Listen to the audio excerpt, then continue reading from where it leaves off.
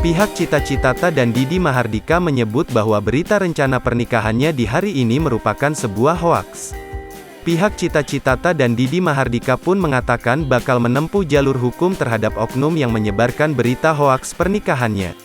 Hal tersebut disampaikan oleh Nanda Persada yang mengaku sebagai sahabat dari Cita Citata dan Didi Mahardika. "Nanti kita akan melakukan proses hukum ya," ujar Nanda Persada di kawasan Cilandak, Jakarta Selatan, Kamis, tanggal 15 September tahun 2022. "Kan seolah-olah hari ini ada pemberitaan mau nikah. Kenyataannya nggak ada kan? Jadi yang hoaks di sini siapa?" tutur Nanda Persada. Nanda Persada menyebut bahwa berita yang dia sebut hoaks terkait pernikahan itu merugikan pihak Cita Citata dan Didi Mahardika.